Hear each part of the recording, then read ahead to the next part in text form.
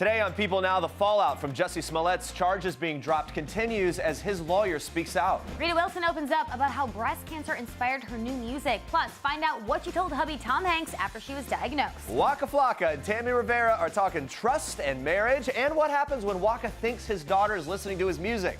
My daughter like, Daddy, clap. I'm like, no, Also today, $1 Million Listing star Josh Altman is showing us some homes that will blow your mind. Plus, Downton Abbey star Elizabeth McGovern has a new movie. Get excited for The Chaperone, people. It's all today on People Now. Let's go.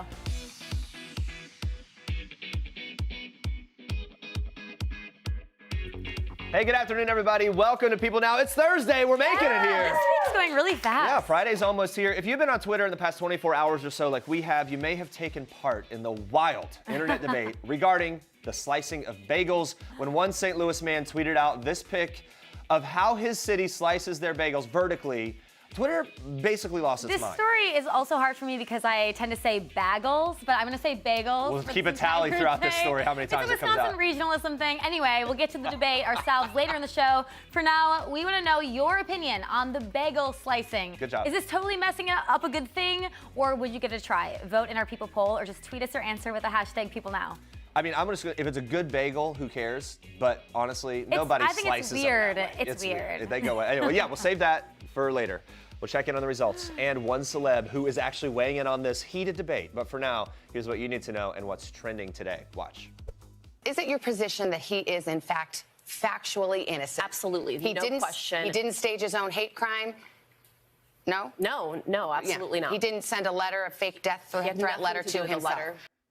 That's Empire star Jussie Smollett's lawyer, Tina Glandian, appearing on the Today Show on Thursday, defending her client and maintaining his innocence just days after prosecutors in Chicago dropped all charges related to what police allege was a staged hate crime. The prosecutor's decision to drop all charges against Smollett came as a shock to many. Savannah Guthrie ultimately asking if Smollett is interested in pursuing legal action against the Osundairo brothers, who were allegedly the masked men involved in the incident. Here's what his lawyer had to say about that. He's told me numerous times, I don't even care about what happened. I just want to move on. I mean, what's happened after the fact? That makes sense, though. This is a terrible attack. What that attack was pales in comparison to the attack on him by the mayor, by the CPD, by the press, by the public. He would be vindicated if these two were exposed as liars in a court of law, would he not? We would want that, but what he's been through after the fact has really been a much harsher attack than what he endured that night. As things stand right now, Smollett is clear from the 16 felonies he was charged with. For those, he could have faced up to 48 years in prison. But the prosecutor is now under fire from the public, the president, and even Chicago PD. Take a look. My personal opinion is that you all know where I stand on this. Do I think justice was served? No. Chicago Police Superintendent Eddie Johnson, as you can see, not happy with how this situation is unfolding. As of now, the most severe ramification of this scandal is that Smollett has forfeited a $10,000 bond, which his lawyer told the Today Show was a willing surrender and that it was not part of a plea bargain or agreement. Now, the original prosecutor of this case, Kim Foxx, recused herself 1 month ago after she was in communication with Smollett's family, who felt Chicago police were handling the investigation poorly. In an interview with CBS 2 in Chicago, she said that the matter was handled properly and that Smollett's $10,000 bond and community service was reasonable. Another figure emerging in this case is a former chief of staff to Michelle Obama, Tina Chen. She had sent texts to prosecutor Kim Foxx on behalf of the Smollett family. Now, Chen released a statement on Wednesday saying in part, quote, "I know members of the Smollett family based on prior work together. Shortly after Mr. Smollett reported he was attacked, as a family friend, I contacted Cook County State's Attorney Kim Foxx, who I also know from prior work together. My sole activity was to put the chief prosecutor in the case in touch with an alleged victim's family." That was her quote. Now, Foxx has admitted that she tried to persuade Chicago PD Superintendent Johnson to hand the case over to the FBI after information about the investigation was leaked. Foxx said her conversations with the Smollett family are why she recused herself from that case. Now, President Trump weighed in on this whole controversy on Thursday morning. He tweeted, "FBI and DOJ to review the outrageous Jussie Smollett case in Chicago. It is an embarrassment to our nation." On Thursday's Today Show segment, Smollett's lawyer also suggested that it's possible the Osundairo brothers may have painted their faces white before the alleged attack. which would explain Smollett's initial description to police. Glandian also said that while she has a theory as to the motivation behind the truth to all of this, she does not wish to put it on the record just yet. So we'll keep you posted on this story as it continues to develop. You can always visit people.com. All right, on to this. Queen Elizabeth is on the move. The 92-year-old took the royal train to Somerset, about 140 miles southwest of London, for a busy day of engagements on Thursday. She was greeted by flag-waving school children upon her arrival, and to make sure everyone could find her in a crowd, she was wearing her signature bright colors, this time a lime green from head to toe, including a wide-brimmed hat. Look at her, looks fantastic and just loves meeting the crowd there. The monarch started her trip with a visit to the Manor Farm stables where she viewed horses on parade, even took off her glove to feed them carrots, if you can believe it. She also talked to researchers about equestrian sport spinal injuries and racehorse welfare. The Queen, who's a lifelong horse lover, later officially named Avon and Somerset Police's newest horse. The name she chose, maybe you would guess, Windsor. Nice. In case you didn't know, that's also technically the Queen's last name, so it all makes sense. Her next stop was the opening of a music school named after her. The Queen Elizabeth Music School is the latest addition to the 500-year-old Kingsburton School. The Queen unveiled a plaque to commemorate the occasion. The Queen was also given a tour of the music center where she met with staff and students who gave her a demo of their new equipment. Next up, she went to a gallery and multipurpose art center where she was given a tour and admired the paintings that were on display there. She also met with local school children who were taking part in a creative workshop. It is really amazing if you think about it. The Queen, 92 years old, she has a day full of activities, staying very active. My favorite thing about her, too, is that she loves horses. Right? I'm a horse lover myself. I think it's so cute, and she feeds them very well. You got to keep the hand flat. She knows the tactics. Yep, she does. She named the horse Windsor. What was your favorite horse name for your horse? Laser. My horse Laser. is Laser, yeah. Good name. I'm going to say I like that better than Windsor, but she can do whatever. Oh, wow. Yeah, it's a bold hot take. Hot take here. All right, watch this. Throw me a party. That's Rita Wilson's single, Throw Me a Party, off her upcoming album, Halfway to Home. Wilson is revealing the song was inspired by her breast cancer diagnosis 4 years ago. She opened up in an Instagram post with a photo of her and her husband, Tom Hanks, my favorite ever, and revealed that after the diagnosis, she was scared and anxious. She told Hanks that if she were to die, she wanted him to be, quote, super sad for a very long time. And on top of that, she says she also wanted a party, hence the song, Throw Me a Party. Wilson first revealed that she was diagnosed with breast cancer in April 2015 and has since undergone a double mastectomy and reconstructive surgery. She says she opened up about her diagnosis because she wanted to urge others to seek a second opinion. She revealed her initial pathology showed no cancer, but per a friend's suggestion of getting another opinion, her cancer was discovered. Wow.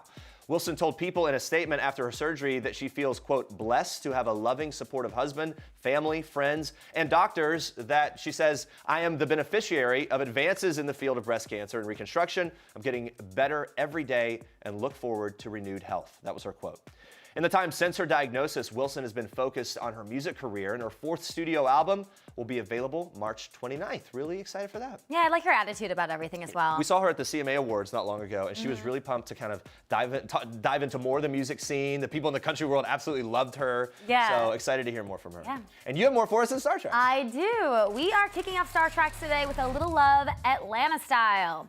You may know Waka Flocka Flame as a rap superstar and his wife Tammy Rivera as an R&B singer, but the duo have also stepped into the reality TV world. They just wrapped up a round of marriage boot camp, and to commemorate surviving the program and 5 years of marriage, Waka and Tammy finally held the wedding of their dreams. It was beautiful. They're renewing their vows on the new 2-part special, Waka and Tammy Tie the Knot. We talked to them about love, marriage, parenting, and so much more. We even got to see a real sweet side to Waka when he opened up about raising his 13-year-old stepdaughter, Charlie. I let society and people tell me what I was. And to this little girl looked at me like a Pokemon, like I was just rare. She looked at me like a samurai, like I was a celebrity to her. Like, period, not Waka Flocka, like, no, that's my dad. Like, he's about to come home. Like, I'm like, oh, snap, like me? I'm your dad? Like, I'm a role model? Like, yeah. Wow. And just to see her grow up, like, I wasn't that sensitive to certain things. Like, Tammy, you know, I'd be aggressive, like, yo, get it. Then I was like, hey, Punkin, come here. Like, you know, it's sweeter, like, and to see her grow up, now I see how my mother feels because I don't want her to grow up. I love seeing this sweet fatherly side of him. Yeah. While Marriage Boot Camp was all about being a better partner, Waka continues to try to be a better father too. He's even started questioning the types of lyrics he puts in his songs for fear of how they might rub off on his daughter. Take a look at this. The more she started growing, he used to say stuff like, I can't rap about that no more. Like, my daughter, it changed him. So I was still, you know. It's on a little, I mean, it's on round, little applause. Yeah. Imagine my daughter like, Daddy, clap. Clap. I'm like, no, that's Gotta be careful now, Waka. In addition to talking about his love of fatherhood, Waka and Tammy got real about their marriage and what it was like to really get in touch with their feelings. For Waka, he's never been comfortable with being vulnerable. This is what he had to say about entering therapy for the first time. What did I do for myself in my life? Period. I mean, my whole 20s, I was famous. I don't know how it feels to go to therapy in college, talk to the professor. I don't know what that feels like. So I'm actually backtracking with my wife. Like, we actually doing it together, but she told me, if you don't get therapy, oh, we ain't gonna be together. Yeah. I'm like, damn, I gotta talk to somebody about my business? Yeah. And I'm kind of secretive when it comes to myself because I'm from like an area where somebody learn you, they trap you and manipulate you. So I was stuck and confined in a mind frame that I no longer live. So I broke out of it. I said, yo, if I'm gonna do this, I'm gonna do it with everybody in the world. Forget it. While it took a lot for Waka to open up, it also hasn't been the easiest for Tammy to navigate the difficult parts of their relationship. So previously, the two were separated, and Waka wasn't always a faithful husband. These days, she's learning to trust their marriage through trusting herself, too. It's not that I completely trust everything that he says or he does. It has nothing to do with him. Trusting has everything to do with your situation and your circumstances. I trust that he don't want to lose his family. I trust that he is committed to us. I trust that he loves us. So me trusting in him, the man, is not more so the case as I trust who I am, who my daughter is, and what we have. Now, if you want to go make a mistake, then I trust that your ass will be outside. I gotta say, I absolutely love them. They were great. so open, so honest, hilarious. Later on the show, we'll be having a little Confess Sesh re-newlywed edition with Waka and Tammy. You don't want to miss that. And check out part 2 of Waka and Tammy Tie the Knot Thursday at 10 p.m. Eastern Time on WeTV. All right, today is Reba McEntire's birthday. She is gearing up to host the ACM Awards on April 7th. It's her 16th time hosting. We just had her in recently, and she was so great. I was so happy to meet her. She's so pumped for that. We're going to be there. Can't wait to talk to her there and kind of take part in that show a little bit. She told us what we can expect during this year's show. Going to be a great monologue, some fun sketches. Of course, Reba's epic fashion always makes its way in. Her ACM Awards show attire has really evolved throughout the years. So what are some of Reba's favorite digs? The red dress. I did it last year with Kelly Clarkson, and I did it in 1994 or 5 with Linda Davis when we sang Does He Love You? So that's one of my favorite looks. Last year at the ACMs, I wore a white fringe Western jacket with my Justin Reba boots. And I thought, man, I was rocking it. So, anything with sparkle, I'm a fan of. We like sparkle too. When it comes to a few looks Reba might want to forget, she says this. There's like, oh, so man. many. Yeah. So many that, you kind of go, well, all right. I owned it. But, when I wore it, I thought I was Cinderella. So I'm going to keep that memory there. She's so sweet. It's a good attitude to have about your fashion of the past, right? Yeah, I definitely don't have that attitude about my past faux pas. When I look at old pictures and stuff, You have it's really bad. Oh, yeah, I guess yeah. everyone Are you does. kidding me? That's true. Oh, I guess I'm real bad. All right, in addition to Reba's gig as Country Award host, she's also got a new album, Stronger Than the Truth, coming out on April 5th. Here's what we can expect from that. More country. More country. More country. It's the kind of songs that I grew up singing when I was a kid. My older brother Peyton, my little sister Susie, and I were the singing McEntires. And we were in dance halls and clubs. And southeastern Oklahoma, you have to play music that people can dance to, especially at a rodeo. So this is what I went back to. I've got Western swing, two-stepping songs, slow songs that you can really hug up and dance, and then story songs. Yeah. I'm a huge fan of story songs. Dolly Parton, Porter Wagner, Tom T. Hall. I just love that. Man, her and Dolly, two queens. While Reba's going back to the old country, she's also open to some music collabs outside her known genre. Like, could we see a collab with fellow Kennedy Center's inductee Cher? I'm a huge Cher fan. I have been forever. Wouldn't that be fun? It would be. It Wouldn't just that seems like be it should fun? happen in some It seems like a natural to me. Has it crossed your mind before? Oh, yeah, absolutely. You know, there's people you want to go work with, you know, like Pink, Bruno Mars. That might be two things you wouldn't ever think of. But Dolly Parton and Cher, of course, that's a given. Reba, Bruno Mars, and Pink collaboration, That anything could be like that. epic. I don't know what it would sound like. No, but they I can wanna work it hear out. Yeah. You guys, you can see Reba hosting the ACM Awards live from Las Vegas Sunday, April 7th at 8 p.m. Eastern on CBS. And make sure to look out for her new album, Stronger Than the Truth. It's out April 5th. All right, guys, stay with us. The emotional Keeping Up with the Kardashians trailer is here. We are breaking down all the details you may have missed and what this exactly might mean for the new season. Plus, $1 Million Listings star Josh Altman. He is showing us 3 OMG-worthy homes you have to see to believe they are amazing. Stick around for that.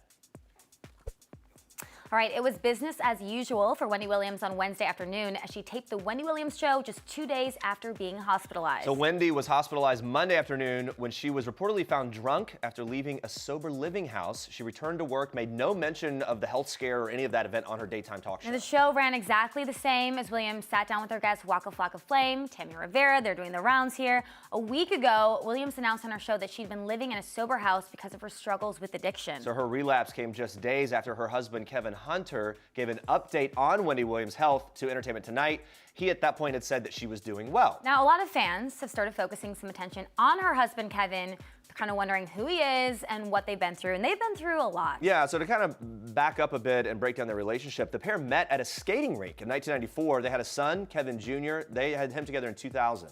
Now, Hunter became Williams' manager, helped her launch the Wendy Williams show, and soon after the birth of Kevin Jr., Williams accused Hunter of cheating, saying to Vlad TV she'd overheard a phone call with his mistress one night. She forgave him, said the scandal made their marriage stronger, and then in 2008, a former employee on Wendy Williams' radio show named Nicole Spence accused Hunter of sexual assault, creating a hostile work environment. There was a lawsuit, lots of headlines surrounding that as well. Yeah, so in the suit, she also claimed that Hunter physically abused Wendy Williams. So this was the quote, said, Mr. Hunter stormed into the studio, demanded that other employees leave, and openly physically abused Miss Williams, pinning her against the wall with his hand around her neck, choking her while repeatedly pounding his fist into the wall directly by her head. I mean, that's obviously like a really intense claim here. Yeah, that case was settled. Then there were also some rumors that Hunter was having some affair that had maybe been a decade long or so with a massage therapist. Wendy Williams denied that in 2017. She's come out and kind of made some bold statements along the way. Well, she's defended her marriage, again and again. She revealed she was living in a sober house on her March 4th show. That was another time she defended her marriage as well. She said, believe me, when you've been with somebody for 28 years, married for 25 years, we know each other. He's my best friend. He's my lover. So she really is stuck by her marriage this entire time. She really has, yeah, all along the way, facing rumors. And look, anyone who follows her fan sites and things, the fans kind of chime in on this quite often. The thing I really appreciate about Wendy, she seems very strong, and she speaks out about it on her terms when she wants to. And so whatever she's handling behind the scenes, whatever the turmoil is, she's going to handle it in the way she wants, and then the fans will kind of have the fallout however it goes. Yeah, well, we'll keep you posted on everything that we hear. All right, moving on to this, we have some Powerball news, you guys, and this is very exciting for me because the winner is from my home state of Wisconsin. It's exciting, and it's also a little disappointing because we didn't win. I'm in that state a couple times a year. I actually texted my parents asking if they knew who won, What'd they say? They didn't text back. They didn't text back. It wasn't us, My so mom forget doesn't it. text back very quickly. So one lucky ticket sold in Wisconsin matched all 6 numbers in Wednesday night's Powerball, with the winning numbers being 16, 20, 37, 44, 62, and the Powerball number is 12. Don't bother looking at your ticket. It wasn't yours.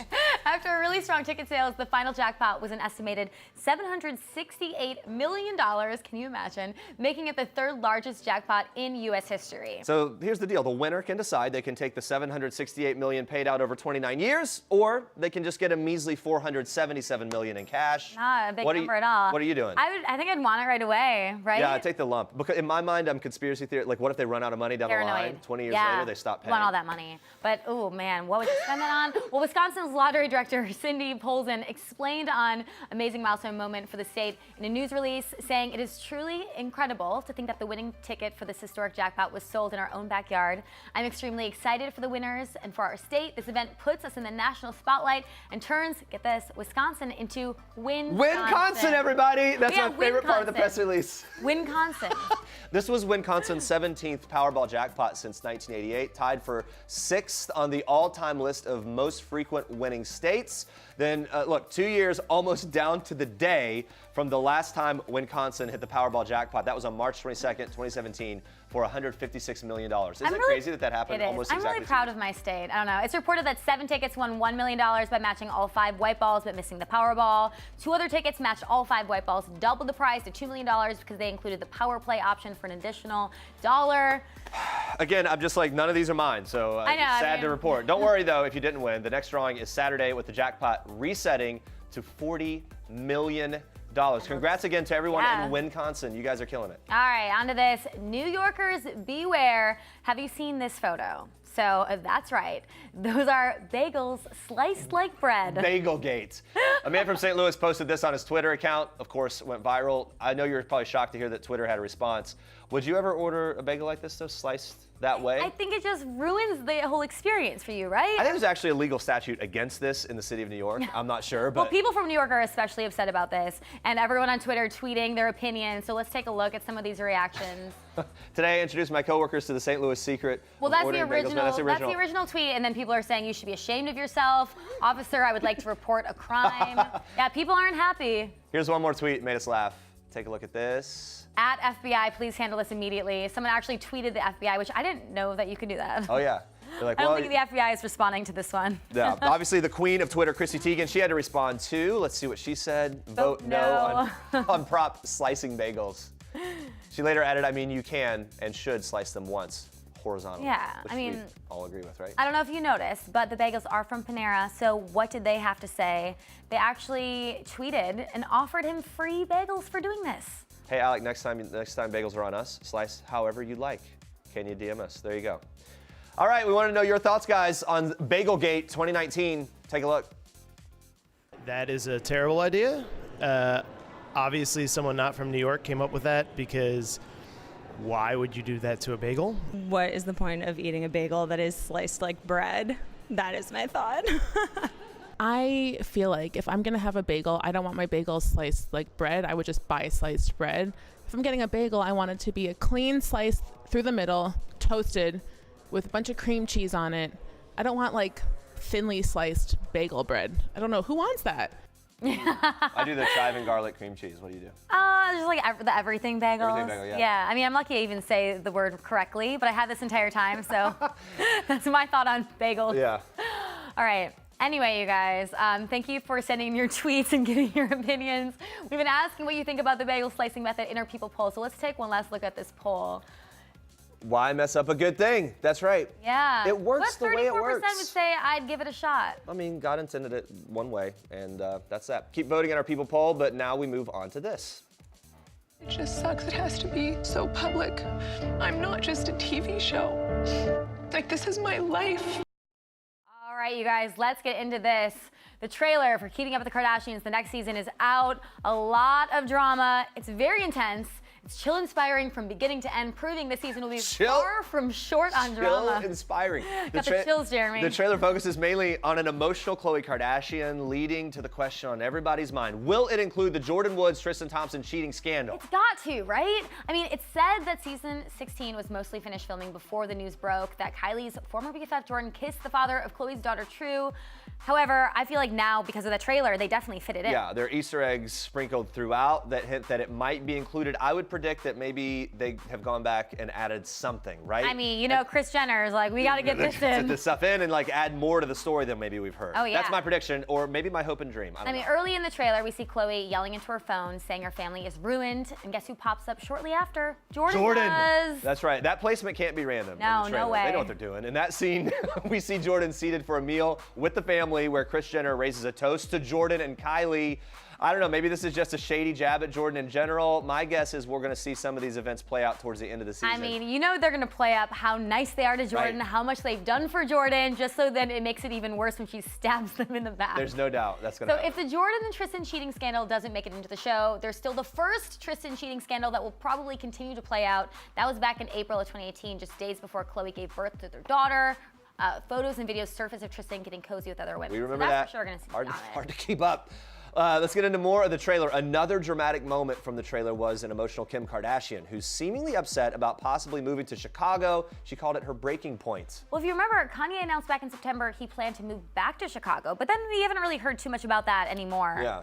Now a source is telling People that Kanye seems happy living in LA with his family, and he also has his spiritual service every Sunday now. He seems very excited about that, and I cannot imagine going to the Church of Kanye. Also, they are releasing these little videos of the kids dancing at that service, and it looks like a really fun time for their family. No, they're loving it. So, all right, let's get into this part. Kourtney Kardashian. Now, Kourtney didn't appear to have as much drama as the other sisters in the trailer, but when asked how many people she's been in love with, Kourtney smiles ear to ear. She answers 1. There you go. The soundbite comes right before and after her ex Scott Disick appears on screen. Now, Scott was last linked to Sophia Richie, of course, so there's no saying if there will be any romantic development between Kourtney and Scott this season. In his soundbite in the trailer, he says, "I didn't think I was going to have happiness again." All right, so lastly, there's some foreshadowing of drama in Kylie's world. In the trailer, she says, "I hope that there's a light at the end of the tunnel, but I don't see it now." Now, remember, there were reports that her boyfriend Travis Scott cheated on her. Gosh, there's just so much. Again, a lot to keep up with here. Now, there's also news that her and Jordan Woods are no longer best friends, which makes sense after that whole scandal. There's so many ways that these scenarios can play out. We'll just have to tune in to see. The new season premieres this Sunday. Here's one last look at the trailer. Sometimes the world forgets just to be kind and that we're all going through something. Maybe just be a little more understanding, because it sucks. It really feels like a grand estate. 3 other bedroom suites, all on this level. It's like a country club bathroom. It's nice and rich. We're talking about 11,000 square feet, and that's why this is the best deal around. It has 2 guest houses, making it the perfect celebrity compound. I mean, Misha Barton you saw in the house. It's that OC money. Man, we want that OC money. You guys, I can make that work, yeah. We're here with celeb real estate agent and one of the stars of Bravo's $1 Million Listing Los Angeles. Please welcome back to People Now, Josh Altman. How are you? Hello. Good to see you, man. I actually just leased that house last week. Oh, really? Nice. Yeah, I thought I lost the deal, and I leased it for $90,000 a month. I just can't even wrap my mind around Pocket that. change. I mean, for somebody, apparently. And it was a Malibu fire victim who lost their house, and so the insurance paid for it. Oh, that's how it works. Well, that is Pretty I good mean, deal okay, there. terrible that Not they went through the terrible, loss, yeah. but that makes a little Yes. more sense there on the other end of it. All right. Season 11 finale tonight. Very exciting. What were some of the biggest challenges you faced this season? Well, first of all, if you told me that there was going to be in a season 11, I would have told you were crazy. You know, there is something that goes down tonight, which I'm not sure if I'm proud of or not. You know, me and the other guys on the show, we butt heads a little bit. Yeah. I don't know, maybe it's time to finally put it behind us. I don't know. You got to tune in. So there's some drama, you're saying? We'll see. Well, you and Josh Flagg, your co-star, you guys do always have the butting of heads, as you put it, exactly that. That's the nice way. What's your relationship today with the man? It's day by day. Is that right? It's day by day, yeah. Yeah, it's definitely probably a little worse off screen than it is on screen. Really? Yeah. Oh. Yeah. Are you texting at least? Or? No. Oh, no. No, we are not. You started to say because, and then I wanted to hear what the end of that sentence Well, was. because, you know, on the show, we run into each other a lot more than we probably want to. And so I try to play nice, I swear. You know? I feel like you seem like such a nice guy that gets along with a lot of people. Is it just him in particular? It's just him. The only person in the entire world. That's funny.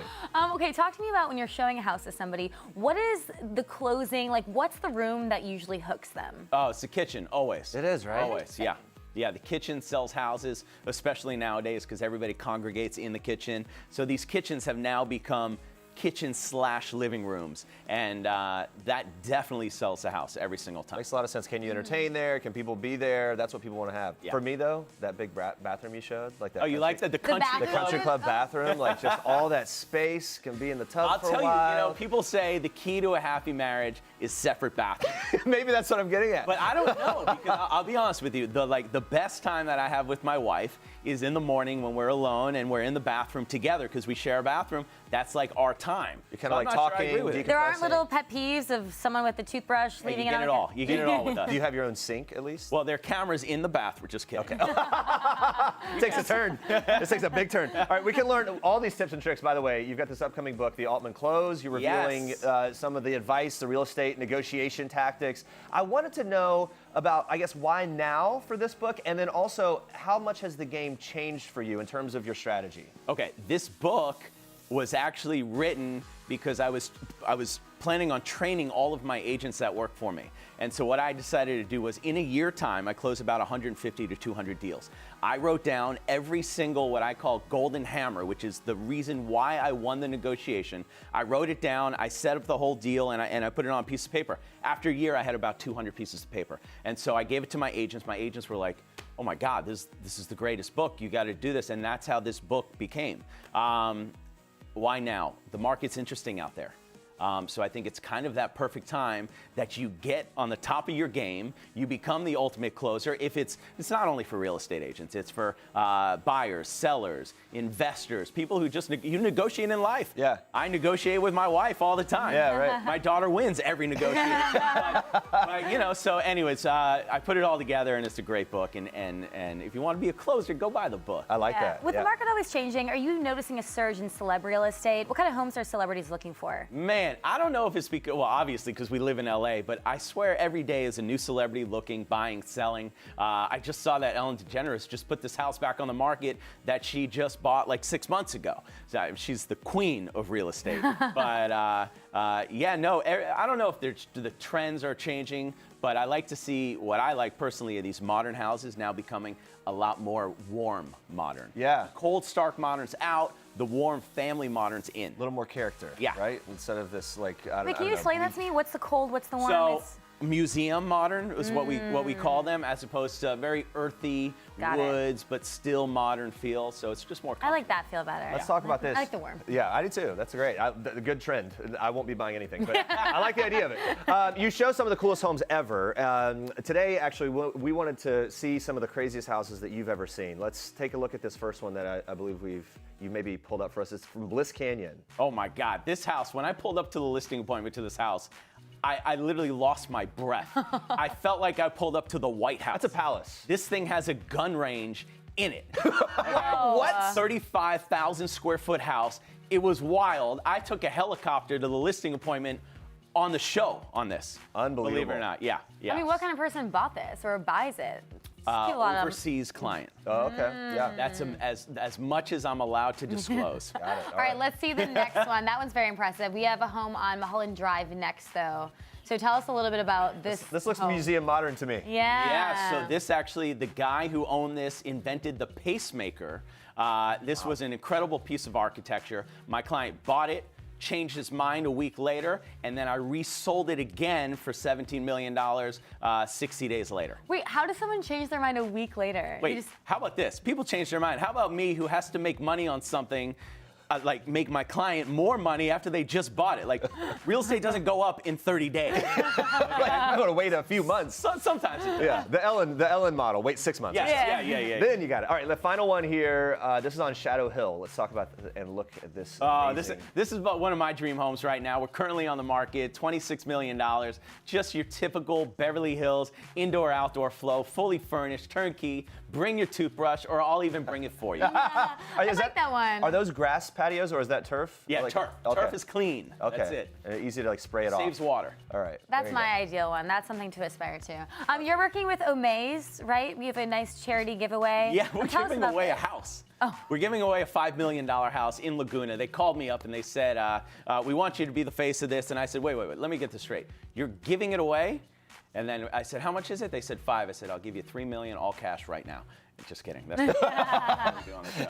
Anyways, we're giving it away. Go sign up, omazedreamhouse.com, and get the book at thealtmanclose.com. And I love you guys for having me on again. I always have a good time. Not finished yet. Congratulations are in order for you. You and your wife expecting baby number 2. July. Yeah. Little boy. Very excited. A little closer. Lexi, my daughter, definitely knows that my wife is pregnant now. She goes up to Heather and kisses her stomach and goes, baby, So. Oh, so cute. How are you prepping her for it? I mean, is she going to be like, I don't know. Her, or how am I prepping? Well, her, as like to be the big sister, right? And you got to prep yourself first. I got a built-in babysitter. I'm really excited about that with her. And we have no idea what we're doing. I'm not going to stand over here and say I know what we're doing, but we're excited and a little nervous at the same time. We're moving into a new house, a bigger house, because we need more bedrooms. Yeah. Well, that's amazing. Congratulations. Are you going to take time out and just kind of be home, or do you kind of keep with the grind? And you know what? I have learned one thing since I've had my daughter. I've learned how to shut off my phone when I have just alone time with them, because it's the best thing in the world, and that's like my big step. So let's take it one step at a time. That's a huge step, actually. Good one. Yes, yes. And my clients have respected it, believe it or not, way more than I thought they were going to. Good for you. Yeah, I like that. It's a standard for everybody. Congrats on everything. Thanks for stopping by. You guys, the season finale of $1 Million Listing Los Angeles airs tonight at 9:30 p.m. on Bravo, and Josh's new book, The Altman Close, is available for pre-order now. It will be out wherever books are sold on April 9th.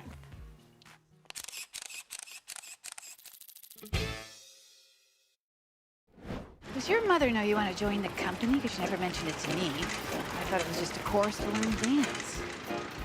Myra said you wouldn't like it, to be escorting a professional coochie girl. You should have more faith in yourself, Norma. There are plenty of men out there who'd be delighted to give you some free ice cream. You just have to ask. Don't be ridiculous. That's Elizabeth McGovern and Haley Lou Richardson in the new film, The Chaperone, which focuses on film star Louise Brooks and her time studying dance in New York City. Now, the young Louise is accompanied from Kansas to the big city by a chaperone played by Elizabeth. And Elizabeth told us about her character, Norma, and what she loves most about her.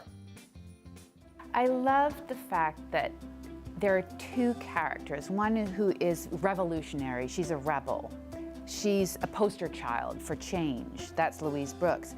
But then there's this other character who represents the average person. She's like a fan. She loves going to the movies, but she's a quiet revolutionary. She goes home to her life and she fixes it.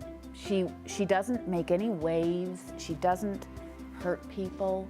She doesn't change the culture of her small town where she's living. She just works it out for herself, so she's happy, and the people around her are happy. She makes it work. And something Elizabeth makes work, juggling her acting and music careers. She's released 4 albums with her band and even opened for Sting, which is amazing. Here's what she had to say about that experience. I had one moment where I was standing with him backstage, and we were like chatting like you do. and like, you know, he had some awareness I was an actress, and he said, yeah. He said, I tried acting. It's really not that much fun, is it? And then he went out to this like applause, and I was like, yeah, no, it really isn't. It's kind of boring compared to this. Yeah, like he's absolutely right. Like the really gratification of that crowd. Yeah, there's nothing like it. Just love her casually talking about Sting. Elizabeth has also sang alongside her Downton Abbey co-star Michelle Dockery. And if you haven't heard, Downton fans, there's a movie in the works. Elizabeth couldn't give too much away, but she thinks you'll be pleased. I think the powers that be, decided to give the fans what they want with this movie. So I do think they're gonna like it. They've hung with that show. Yeah. They've been faithful. They just love all the characters. So how about this? When it comes to what the royals on Downton Abbey would think of the modern monarchy, well, we're seeing today what they might think. Elizabeth gave us a little insight. What do you think Cora would think of the modern monarch we're seeing with Meghan Markle and Kate Middleton? I think she'd be all for it. Yeah. How about Violet, Maggie Smith's character? What would she think of all the current royals? She surprises you as a character. I mean, she would definitely have something critical, probably quite witty to say. Okay. But, you know, she's pretty cool when it comes right down to it. And guys, remember, the Downton Abbey film is out September of this year. But before that, you can see more of Elizabeth McGovern and The Chaperone in select theaters right now. All right, Danny DeVito is the latest legend to swing by couch surfing. He currently stars in Disney's Dumbo and says one of the beauties of the film is what Tim Burton was able to do with computer-generated imagery. Take a look. One of the big themes of it is about animals in captivity. We didn't use any real animals in the movie, except for there were 7 poodles who were the cutest poodles in the world, and there was a snake. I stayed away from the snake, but I played with the poodles. But the idea is that the elephants and any animal is CG, and what they can. I mean, I just can't even go there with like how beautiful it. Wow, Danny DeVito, obviously so many memorable roles, including when he played an exotic dancer dressed as a police officer on a little show called Friends. The guest appearance, all thanks to Jennifer Aniston, who was DeVito's neighbor at the time. This is how that all went down. She asked me, should we like do a part on the show? I said, yeah, I'd love to do it. How could you pass up a chance to strip for the lovely ladies on Friends? I wouldn't miss it for the world. You know, it's 3 cameras in front of an audience, which I love that because I'm, you know, self-centered ham. I didn't go down as far as I would like to have gone, but it's okay. Oh, I love so him. Cute. You can watch Danny DeVito dive into more of his legendary roles when Couch Surfing drops on PeopleTV this Friday. All right, now watch this. Sonia, can I come in with you? Come and kiss me. Yeah, this is a hot girl. I didn't get to talk to you guys. No, in the mouth. On the mouth.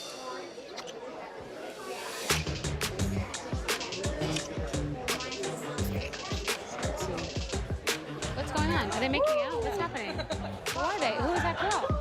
Oh my God. And back for more. It's heating up. About to discuss that lip lock shock and so much more from Wednesday night's Real Housewives of New York City, plus this week's Real Housewives of Beverly Hills, and what's going on down in Atlanta. Here to dish on everything from the chic to the bleak within the Real Housewives world are People's Housewives experts, news reporter Dave Quinn, and joining us from LA, People TV producer Sam Belikoff. What's up, guys? Can we all just cool down after all that? Yeah, My no, goodness. hot, Sam, the kiss we just saw, was that chic or bleak?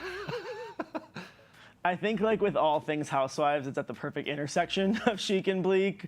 I mean, look at her. She's wearing leopard, and it's sort of bleak because, you know, it's a stranger, but that's chic in its own way. I think the funny thing about New York is if this happened in Beverly Hills or even Atlanta, they would be talking about it. We'd have Lipgate for months. Here, we will never see this person again, just like Sonia will never see this person again. And I think happily. I mean, they really got into it. Yeah. Dave, let's talk about this. Besides Sonia's kiss, we saw a lot of romance talk in this episode, from Ramona's date to discussions about Tinsley's future with Scott. What stood out to you the most? Well, I live for any moment on The Housewives when we actually get to see Ramona going on dates. She's been single now for a few seasons. She's 62. She looks amazing, and she always has the most awkward dates of all time. Last night was as awkward as ever. I think this guy seems super nice, but you know, Ramona, like, she really wants somebody very specific. She wants a guy who's kind of out there and who has kids, but they're older, who's a traveler, and he was not the right fit. Well, everything that she wanted, he said the opposite. Exactly. So it was hilarious. Sam, what were your thoughts on this scene? I mean, exactly that. It was like her listing out over and over again what she wanted, and it was the opposite. I mean, Ramona says that there was a poll last night, is Ramona good at dating on Watch What Happens Live? And it was wildly no, but she's like, no, I'm good. I think she's good at flirting. I don't know if she's good at dating. I think what's interesting is she actually shuts down a bit when she's not interested in somebody, when I think she's the complete opposite. When she's flirting, she really turns it on, and it's very much the opposite of what we normally see for Ramona. And in that situation, it just makes awkward even more awkward, right? Because kind of shutting down. But there's been tension between Luann and Dorinda since the beginning of the season. In this episode, we get not one, but 2 interactions between them. Now, Dave, you mentioned in a previous recap, you don't think Dorinda was heckling Luann by saying Giovanni. She denied it in this episode, too, at the gangster lunch. Yeah. Can you speak to that for us? All right, I think it really depends on what you consider to be heckling. I consider heckling to be screaming negative things at somebody loud enough that everyone in the room can hear, right? When you're at a comedy show, somebody's like, you suck, right? And that's distracts from the whole room. Right, that's heckling. I was in the room. I was sitting seats away from her. You could not hear anything. Everybody was so loud and amped in that room, no one could hear anything. You think she was just having a good time, trying to be that playful? She wanted Luann to mention the Giovanni dresses. She had gotten Luann the dresses for free. She wanted Luann to kind of give Giovanni the plug. Luann did not do that. Yeah. I don't think Luann could really hear her because I'm telling you, it was so loud in that room, I don't think Luann could hear her. Yeah. I think it's because she was mic'd. That's why it picked up. By the way, can we just thank you for softly dropping that you were there? Thanks a lot. Yeah, next time we'll get the invite. Sam, what did you make of the gangster lunch and what went down? Well, I think it's funny that they all were talking about looking like gangsters, but Dorinda's the only one who really dressed up. But like her, look at that there. Her impression of looking like a gangster is looking like Christina Aguilera in 2002. Like she has like streetwear and cutouts in the pink. It's very funny. I think what's interesting is we knew, because I think she talked to you guys at People Now, we knew that she said that her and Luann were in a good place. So I thought, oh, it's gonna be pushed under the rug. This makes me think, oh, they have a truce now, but nothing was really resolved. I could interpret her saying good place, meaning like a truce, but our friendship isn't exactly there yet. So I actually am now, after seeing the scene, more curious to know how it evolves, because I think there's more uncertainty to it. I agree with you. It's just kind of like a neutral kind of, okay, we're okay. Agree to disagree. Agree to disagree. Things got heated between Barbara and Dorinda. Dorinda ends up kicking Barbara out of her house. Dave, how did things go so wrong in this situation? Well, I think Barbara made a huge mistake in this situation. You know, she is new to this group, and you kind of can't come in with a strong opinion. You have to be as neutral lay low as you a little bit, possibly right? can be and lay low. And she really came in and was like on Luann's side and was pretty much arguing for Luann. Listen, Luann and Dorinda have had a long friendship. It's better for Barbara not to get in the middle here. I do feel as though Luann is a little bit holding it over Dorinda's head because she has some power. Bethany had mentioned that in the episode last night, that she was kind of doing it in a way to really torture and torment Dorinda, and I think that Barbara kind of came in to try to add to that as well. Dorinda got so emotional. I felt so bad for her. The other piece of that is that Barbara, she's coming in strong. She's establishing territory. Whether or not it's in a good way or bad way, she's getting a lot of attention. So. That is definitely true, and she's a friend of the Housewives, and I think that a lot of people feel like she should be a full-time housewife because she has made This could have been her scene. She's making the case, She knows what she's doing. All right, moving on to Beverly Hills. We saw Denise and Aaron throw an entire wedding in 2 days. Dave, what was your favorite part of watching the wedding? Well, honestly, the whole thing I thought was so beautiful. It really fit Denise. You know, like oftentimes we see these weddings are kind of cookie cutter or kind of over the top for the sake of it. It was nice to see something totally stripped down. It felt very them. For them walking down the aisle to like a hard rock song that we really couldn't get the rights to. I'm curious what that song was, to the fact that she was wearing a romper with a skirt around it. I mean, I just thought the whole wedding was so unique and different and exciting. Sam, what about you?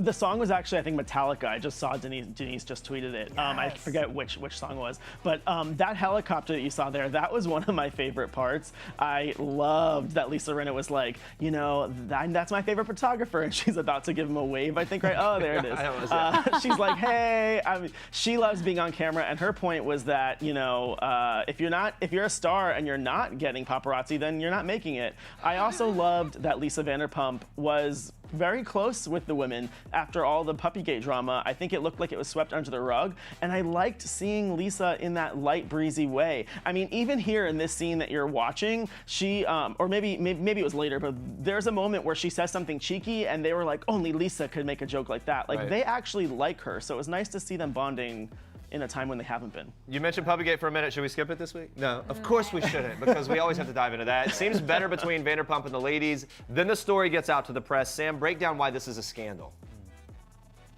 Okay, well, I think this is a scandal. I'm gonna come at it from a different angle. I think that it was scandalous because I think this scene was staged. I mean, from a production standpoint, the two of them are just sitting around, and then she's like, oh, wait, I have a text. And she found out about the article being leaked. They had to have, like, for the Real Housewives, they don't film 24/7. They have to set up scenes. And when something like this happens, it looks like they wanted to get it out there that she was upset by this story. I mean, that being said, if the story could be out and producers could have said, let's talk about it. Yeah. But I think that they're making a little bit of a mountain out of a molehill. PK says the word nipped is in there, and that means that Lisa had to say it because nip is a British word. Nip is classically what you use when a small dog, like gets at your ankles. Everybody says, oh, a little dog nipped me. That's breaking classic. it down, it's getting the British. meaning. Yeah. All right, we got that to my day. We got to put.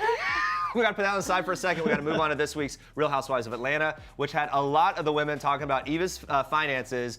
It all came to a head when Tanya spoke to Eva at Candy's OLG opening. Sam, what'd you make of that drama?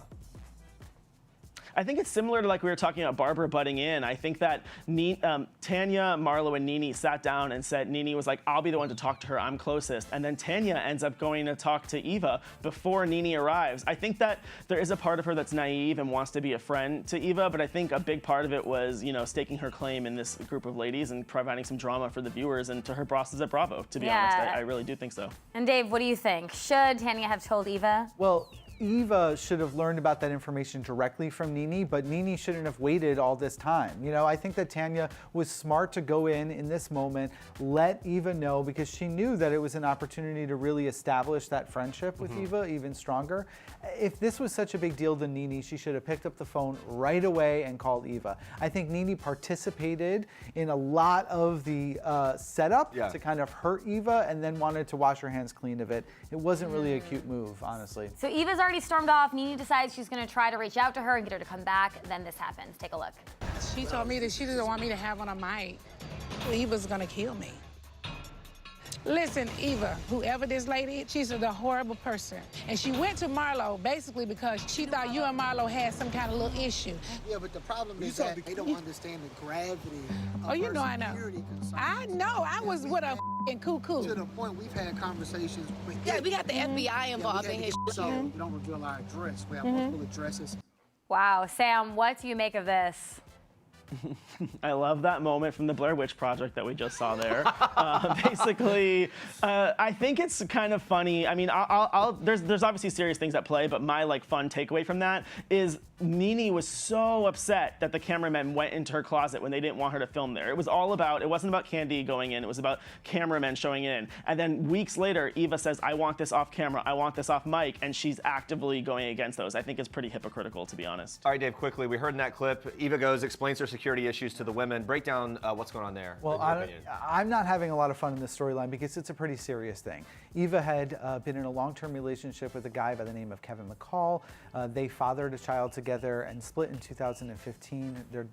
Their daughter together is Marley. And from that moment on, Eva has opened up about the fact that they really had some hard times. She's opened multiple restraining orders and protective orders against him due to domestic abuse claims. She has said in the episode that she's had to move to multiple homes, so he doesn't know where she is. Yeah. So he doesn't know where she is, and I think that this is really serious, and it was kind of hard to watch one of her bridesmaids and then all these other people kind of turn on her. I mean, in the episode, we see Marlo saying, I don't believe her.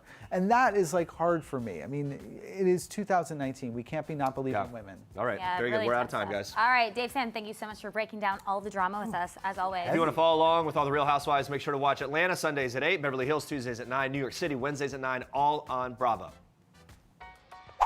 Whatever, I don't know. Damn, can I read it? Go ahead. I'm just trying to help you out. Waka is always feeling kinky. True. True.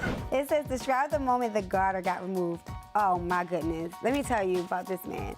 We did the little garter thing. He did his little dance to the song. And he took the garter off and he didn't want to throw it. He didn't want to throw it because he said he didn't want nobody to, I don't want to give my garter to nobody else. This is mine. I should be able to keep it. And then he takes the garter. It says the garter tastes like a foot. I said, what? On my re-wedding day, I was most nervous about tripping. Really? Yeah. Like you mean literally tripping up the I'm aisle? clumsy. Oh, okay. So I didn't want to fall, spill, nothing. I I didn't want to mess up my suit because I want to be perfect for her. The most annoying part about planning a wedding is your mothers.